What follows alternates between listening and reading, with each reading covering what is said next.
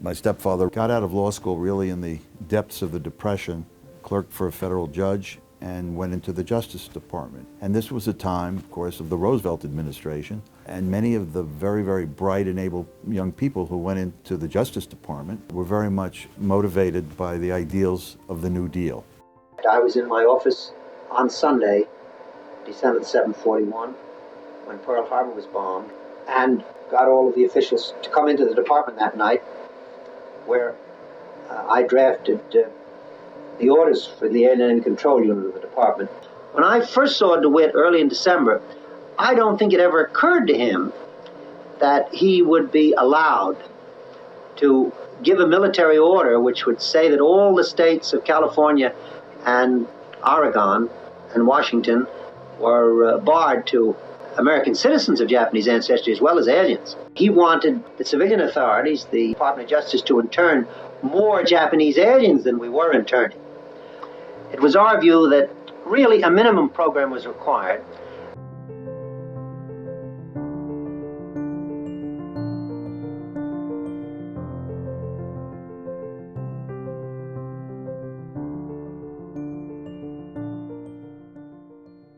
The Attorney General and I and the Department of Justice believed there was no factual basis for moving against Americans of Japanese ancestry.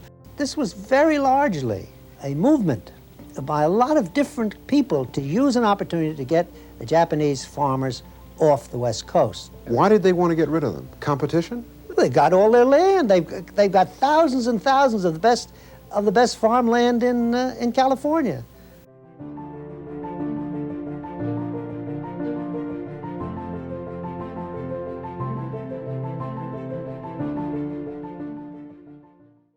Edward Ennis was in charge of preparing the government's brief to the Supreme Court when the Korematsu case came before it. Ennis is looking to confirm and incorporate the facts of DeWitt that Japanese Americans were engaging in espionage and sabotage.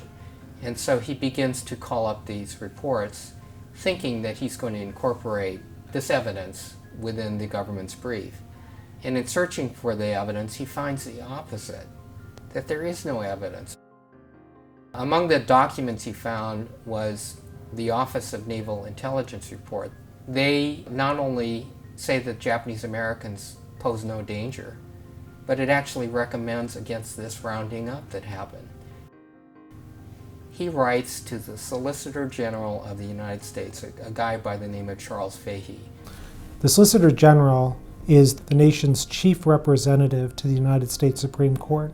The Solicitor General speaks not just for the President, but also for the Congress of the United States. And Ennis says, it occurs to me that if we don't disclose the contents of the Navy report to the court, that we are engaging in the suppression of evidence.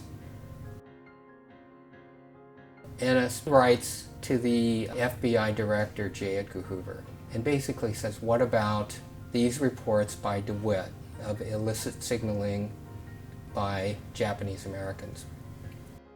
And J. Edgar Hoover writes back, we've investigated every single claim of short-of-ship radio transmissions, and we could find no evidence on which prosecution would lie.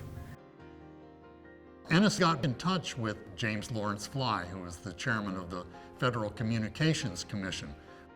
He prepared reports which they sent to Ennis, which concluded that there was no substance to any charge that Japanese Americans had committed acts of espionage or sabotage. We had that investigated by both the Federal Bureau of Investigation and by the Federal Communications Commission. And we got reports that there was no records, and their records were complete, of any such signaling. Ennis enlists the help of a fellow Justice Department lawyer by the name of John Burling.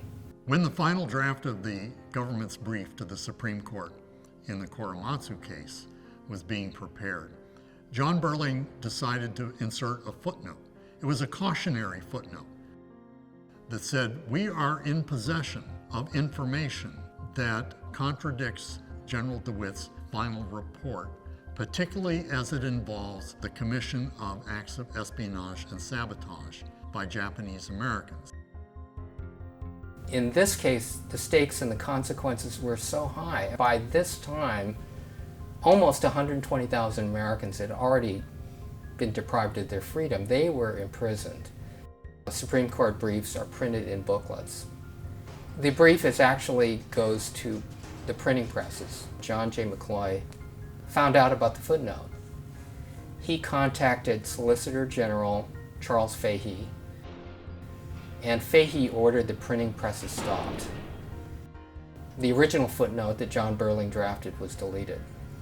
At the oral argument, the Solicitor General absolutely stood behind General DeWitt's report. So this attempt to alert the Supreme Court that this roundup, this mass incarceration, really rested upon a foundation of intentional falsehoods failed. And that case stood for 40 years.